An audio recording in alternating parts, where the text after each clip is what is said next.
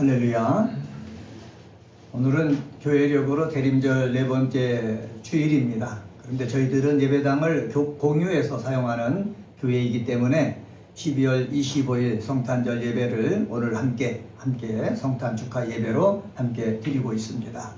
이 예배에 나온 우리 사랑하는 우리 그리스도인들에게 하나님께서 예비해 주신 놀라운 은혜와 평강이 심령 속에 임하게 되어지기를 주님의 이름으로 간절히 축원합니다. 오늘 우리 본문은 마태복음 1장입니다. 마태는 복음서를 시작하면서 족보를 통하여 예수께서 법적, 혈통적 정통성을 지닌 메시아 되심을 입증하고 있습니다. 한번 따라서 해봅시다. 예수께서 법적, 혈통적 정통성을 지닌 메시아다. 예수께서 법적으로 혈통적으로 정통성을 지닌 메시아인 것을 마태복음을 통해서 유대교에 있던 그리스도인들에게 알려주고 있다라는 사실입니다. 그런데 오늘 저희들이 택한 본문은 18절서부터입니다. 18절 상반절에 보면은 뭐라고 시작하고 있느냐? 예수 그리스도의 나심은 이러하니라 라고 하면서 시작하고 있습니다. 나심이라는 말은 헬라어로 게네시스라는 단어입니다. 표준 헬라어 원문에 보면은 겟네시스로 되어 있습니다. 겟네시스라는 말은 뭐냐? 부모의 입장에서 낳는다라는 것을 표현할 때는 겟네시스라고 얘기를 하고, 그리고 게네시스라는 것은 예수 그리스도의 입장에서 표현할 때는 게네시스라고 하는 것입니다. 그래서 앞에 니은이 붙어 있을 때는 부모 입장에서 예수 그리스도의 이 땅에 낳은 것은 이렇다라는 표현이고, 그리고 니은이 없이 게네시스라고 되어 있을 때는 누구 중심으로? 예수 중심으로 이 세상에 예수가 나심은 이렇다라고 설명한 것입니다. 우리는 하나님 아버지를 믿고 예수 그리스도를 믿기 때문에 겟네시스라고 해석을 하던, 게네시스라고 해석하던 예수께서 나심은 이러하다라고 말씀하시는 것을 우리는 마음속에 받아서 이 시간은 예수 그리스도의 나심을 통해 우리가 믿어야 할 것들, 이런 제목으로 함께 은혜를 나누도록 하겠습니다. 한번 따라서 해봅시다. 예수 그리스도의 나심을 통해 우리가 믿어야 할 것들. 네, 예수 그리스도가 이 땅에 태어나셨단 말이죠. 우리가 교회 학자들이 모여가지고 예수님이 언제 탄생하셨다고 우리가 정할까? 그래서 12월 20일, 25일로 정해놓고 성탄절이라 하면서 하나님 앞에 경배하는 예배를 드리는데, 언제 탄생한지 우리가 확실히는 알지는 못하지만은 예수 그리스도께서 나셨을 때에 이런 일이 일어났다. 그 일이 일어난 것을 우리들에게 말씀해 주시니까는 그 일어난 일들을 우리는 어떻게 해야 되겠다? 믿어야 되겠다라는 거예요. 확신해야 되겠다는 거예요. 주장해야 되겠다는 거예요. 선언해야 되겠다는 거예요. 왜? 우리의 믿음의 근본에는 누가 있기 때문에? 예수 그리스도가 있기 때문에. 예수 그리스도가 이 땅에 오셔서 우리로 하여금 하나님의 자녀 되도록 인도해 주셨기 때문에 예수 그리스도께서 이 땅에 태어났을 때 어떻게 태어났고 어떤 일을 하기 위해서 오셨는지 알고 그대로 믿고 선언하는 저와 여러분이 되기를 주의 이름으로 간절히 축원합니다. 그러면 첫 번째로 예수 그리스도의 나심을 통해 우리가 믿어야 될 것이 있는데, 그것은 바로 뭐냐? 18절서부터 20절을 통해서 찾아볼 수 있는데, 그것은 예수의 나심은 성령으로 된 것이다 라는 것입니다. 한번 따라서 해봅시다. 예수의 나심은 성령으로 된 것이다.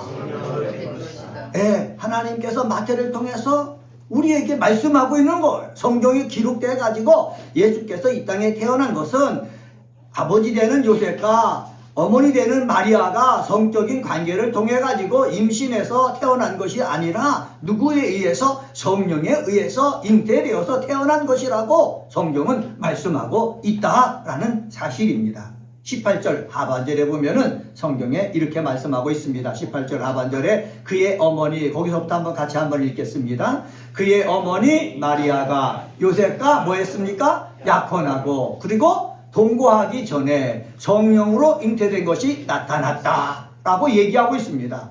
약혼했죠? 그 다음에 성령으로 잉태됐죠?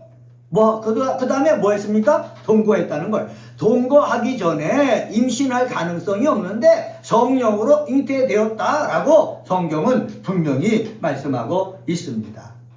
성령으로 잉태된 것이 나타났다라고 했는데 성령으로라는 말은 뭐냐면 성령에 의해서 성령으로 말미암아라는 뜻입니다. 성령으로를 헬라어로 보면은 푸뉴마토스라는 단어를 썼거든요. 이건 같이 한번 따라서 해봅시다.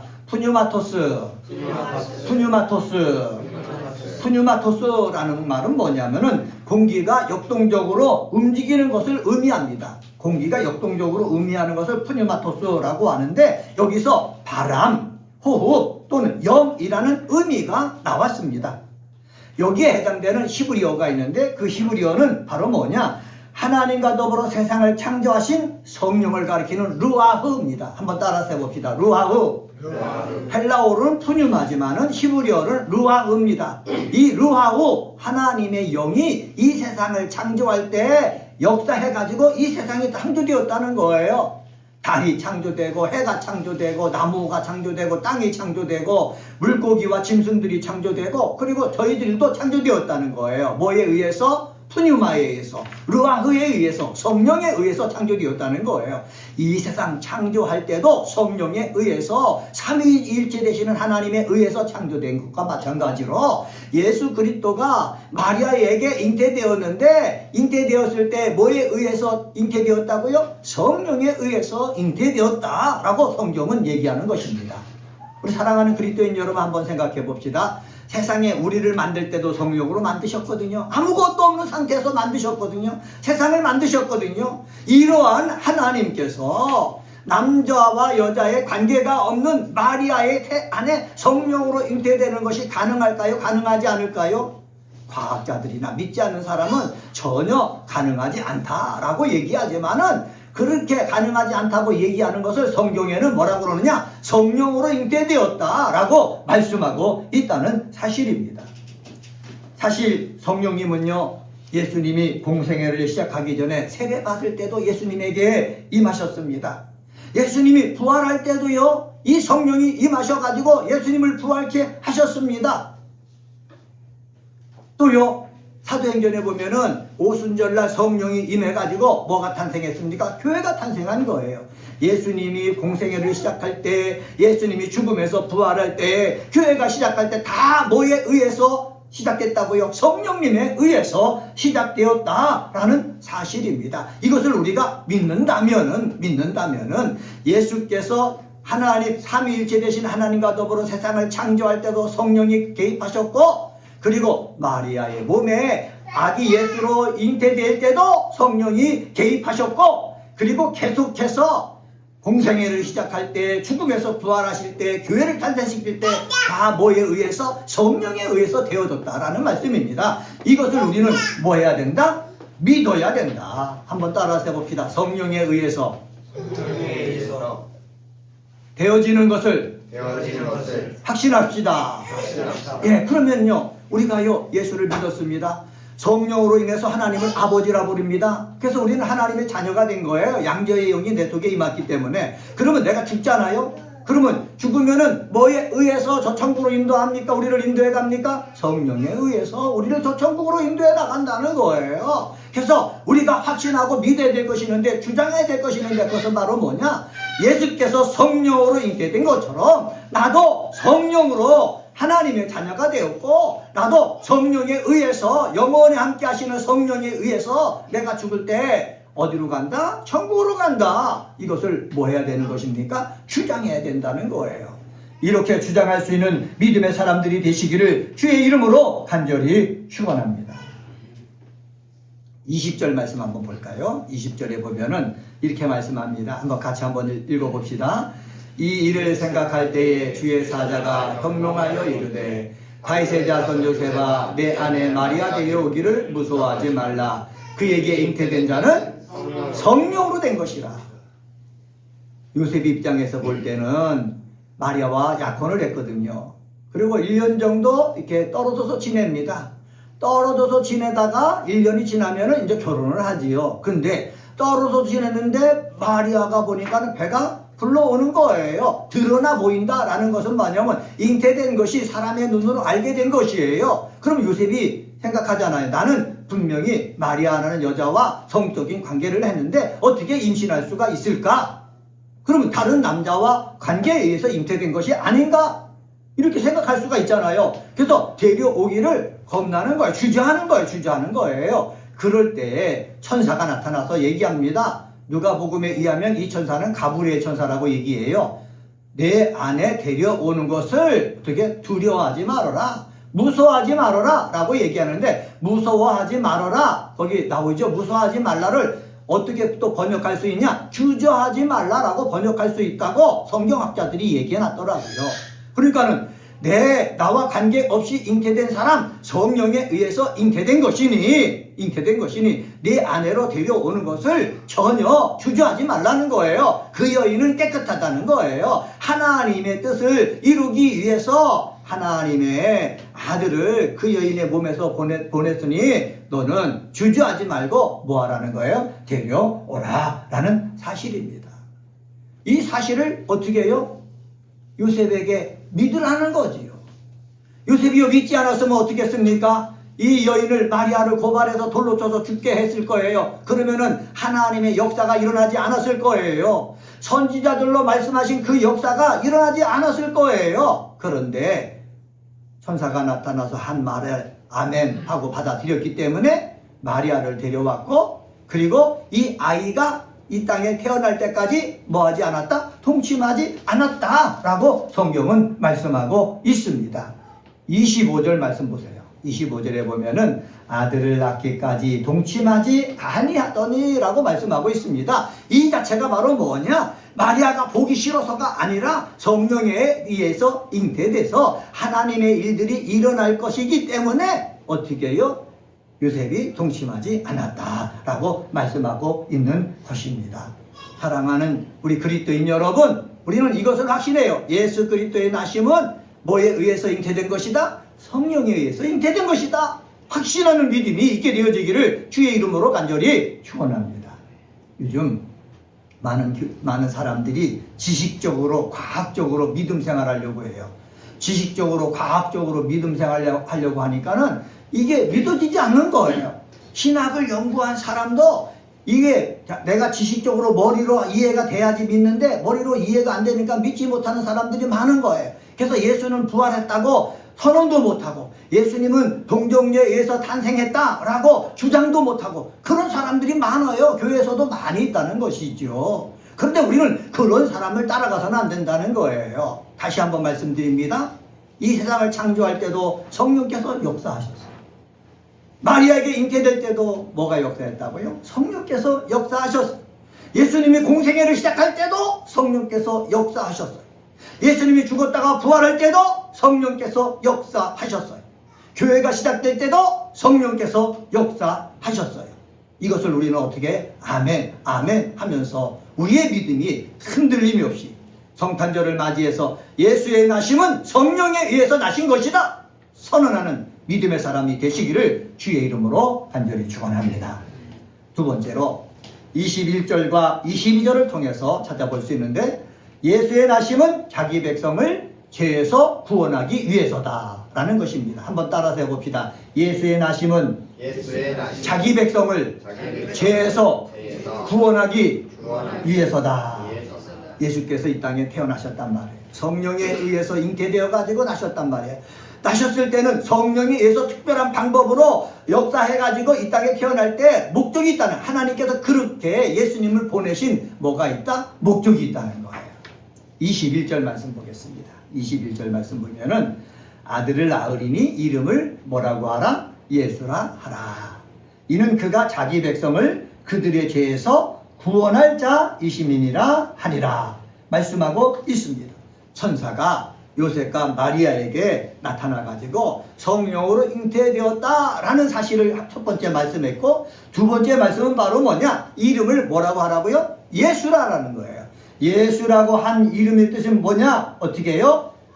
죄에서 구원할 자다라는 뜻이라는 거예요. 여기 보면은 이름을 예수라 하라 그랬지 않습니까? 하라. 마리아와 요셉이 아들을 낳아 이름을 어떻게? 예수라 부를 것이다. 불러야 된다 라고 말씀한 것입니다. 한번 따라서 해봅시다. 불러야 된다. 다시 한번 따라서 해봅시다. 불러야 된다. 불러야 된다. 예, 천사가 나타나서 마리아와 요셉에게 이름을 예수라 불러라 라고 말씀하셨어요. 부르라는 말은 무엇입니까? 사람들이 자기 아들을 볼 때마다 성령에 잉태돼서 이 땅에 태어난 예수를 볼 때마다 어떻게 예수라라는 거예요. 구원을 짜라. 자꾸 얘기하라는 거예요. 예수, 헬라어로 보면 이에수스라는 단어고요. 그리고요, 이 말을 히브리어로 번역하면은 여호슈아라는 겁니다. 우리 여호수아서 있지 않습니까? 하나님은 구원이시다라는 뜻이 있거든요. 이에수스는 히브리어로 구약 성경에 보면은 여호수아라는 것입니다. 이 말은 바로 뭐냐? 여호와는 구원이시다라는 뜻이에요. 근데 이 구원을 어디서부터 구원이냐? 구약 성경에는 삶의 자리에서의 구원을 얘기하지만은 예수님이 이 땅에 마리아와 요셉을 통해 성령에 의해서 나올 때는요, 뭐 권세를 가지고 권력을 가지고 부를 가지고 태어난 것이 아니고 가장 낮은 곳에 태어나셨거든요. 가장 낮은 곳에 태어나신 이유는 바로 무엇이냐? 영적으로 사람들을 구원하기 위해서 하나님께서 그렇게 보내신 거예요. 한번 따라서 해봅시다. 영적으로 구원하기 위해서. 뭐로부터요? 죄로부터. 하나님께서 가장 귀중하게 보시는 것은 죄가 있느냐 없느냐예요. 아담과 하하가 하나님의 말씀에 불순종했고 선악을 알게 하는 나무를 뱀의 유혹에 넘어가서 따먹었을 때 죄를 지었지 않습니까? 불순종한 죄를 지었지 않습니까? 이 죄 때문에 에덴 동산에서 추방됐잖아요. 이 죄 때문에 죽음이 왔잖아요. 이 죄 때문에 남자들이 일할 때마다 가시와 엉겅퀴가 나잖아요. 이 죄 때문에 이 여자가 자기가 낳은 이 아이를 잘 키우고 싶어도 세상에 많은 고통이 따르게 돼 있잖아요. 이거 다 죄 때문에 그런 거예요. 죄 때문에.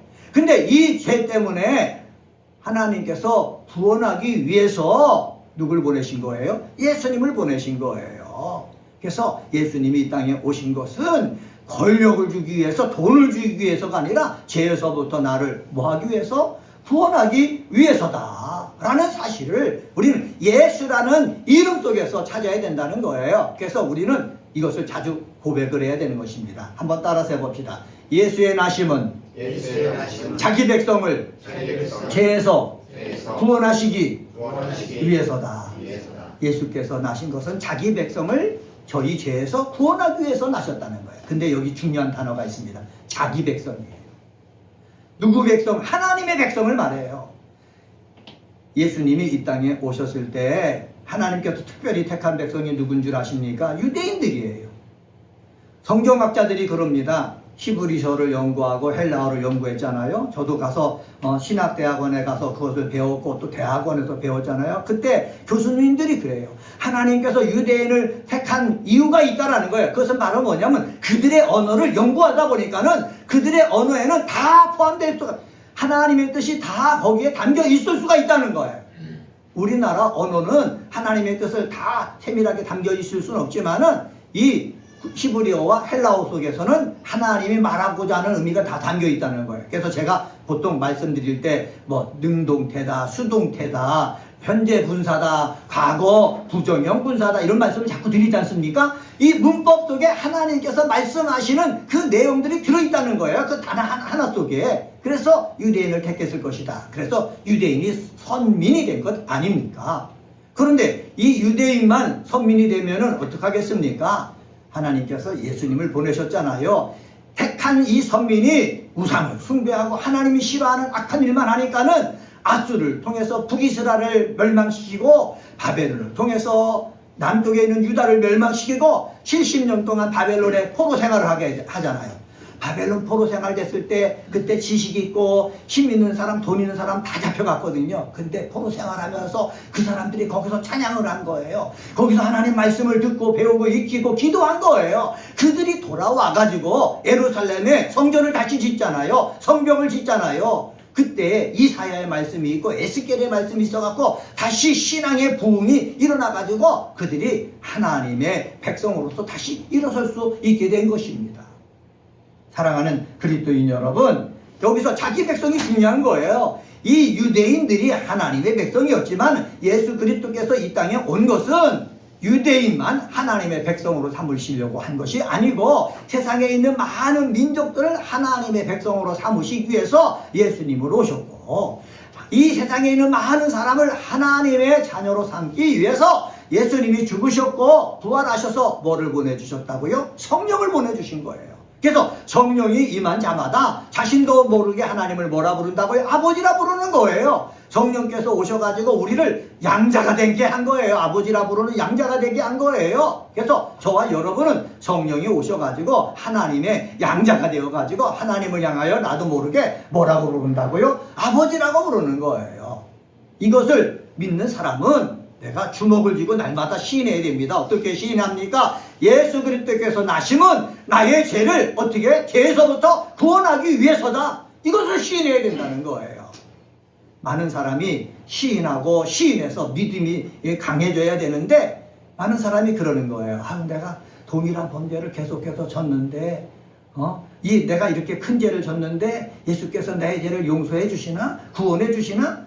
이렇게 얘기한단 말이에요. 마귀가 와서 속삭이는 거예요. 마귀는 와서 우리에게 너는 큰 죄를 지었다. 네가 지은 죄는 용서받지 못한다. 너는 하나님의 사람이 아니다. 자꾸 얘기해가지고 사람들을 누구와 동급으로 만들어요? 마귀와 동급이 되게 하는 거예요.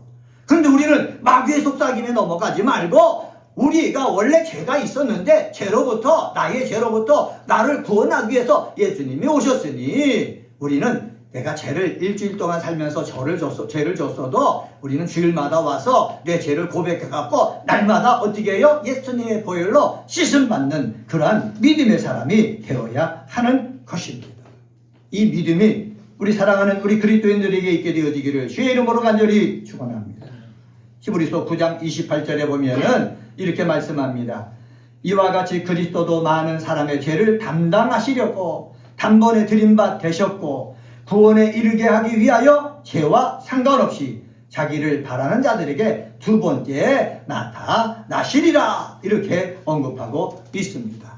사랑하는 은혜가 꼽히는 교회 그리스도인 여러분, 예수의 나심은 우리 자기 백성을 저의 죄에서 뭐하기 위해서다?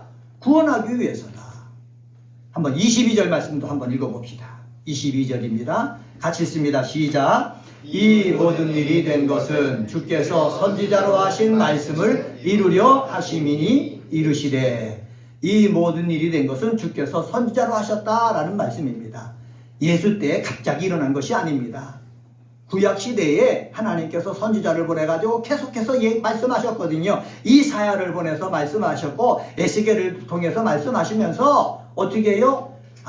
우리를 구원할 분이 오신다. 메시아가 오신다. 라는 것을 계속해서 말씀하신 거예요. 약속하신 거예요. 그 약속하신 것의 성취를 위해서 누구를 보내셨다고요? 예수님을 보내셨다. 라는 이야기입니다. 약속에 의해서 예수님이 오셨고 그 약속한 것을 이루기 위해서 예수님은 우리를 죄에서부터 어떻게 해요? 구원해 주신다. 그러기 위해서 뭐를 주신 겁니까? 예루살렘에 올라가서 십자가 달려 죽으신 것입니다. 자기 목숨을 단번에 제물로 드린 것입니다. 뭐를 위해서? 우리를 죄에서부터 해방시키기 위해서, 구원하기 위해서입니다. 이렇게 예수님께서 목적을 가지고 오셨고 십자가 달려 죽으시고 또한 부활하셔서 성령을 보내주신 것은 나의 죄에서부터 뭐하기 위해서? 구원하기 위해서다 라는 사실 여러분 확신하시기를 주의 이름으로 간절히 축원합니다. 한번 따라서 해봅시다. 예수의 나심은 나를 나의 죄로부터 구원하기 위해서다. 주장하시길 바랍니다. 세상이 뭐라 그래도 주장하시면 우리 예수님이 성령님이 예수님이 또한 구약 성경의 선지자를 통해서 하나님이 말씀해 주신 말씀대로 하나님께서 행하실 것입니다. 세 번째로 23절서부터 25절을 통해서 찾아볼 수 있는데 한번 따라서 해봅시다. 예수의 나심은 하나님이 우리와 함께 하십니다. 예수님의 나심은 하나님이 우리와 함께 하십니다 라는 것입니다. 23절 말씀 한번 제가 읽어보겠습니다. 23절에 보면은 보라 처녀가 잉태하여 아들을 낳을 것이요 그의 이름을 임마누엘이라 하리라 하셨으니 이를 번역한즉 하나님이 우리와 함께 계시다 함이라. 아멘. 하나님은 원래 이스라엘 백성을 택하셔서 말씀을 주고 언약을 맺었을 때 항상 이스라엘 백성들과 함께 하셨습니다. 자, 모세를 통해서 출애굽을 했지요. 홍해를 건넜습니다. 그리고 광야 생활을 40년 동안 38년 동안 광야 생활을 지냈는데 광야 생활을 하면서 하나님은 늘 함께 하셨습니다. 근데 하나님은 이 세상의 모든 곳에 계시기 때문에 사람의 눈으로 볼 수가 없는 거예요. 하나님이 함께 하시지만은 인간의 몸, 인간의 눈으로 그 하나님을 볼 수 없기 때문에 함께 하지만은 이스라엘 백성들은 어렵고 힘든 일이 있을 때마다 하나님이 계시지 않는 것처럼 생각했던 거예요. 그래서 이스라엘 백성들이 한 일이 있어요. 눈에 하나님이 보이지 아니하니까는 금을 가져다가 뭐예요?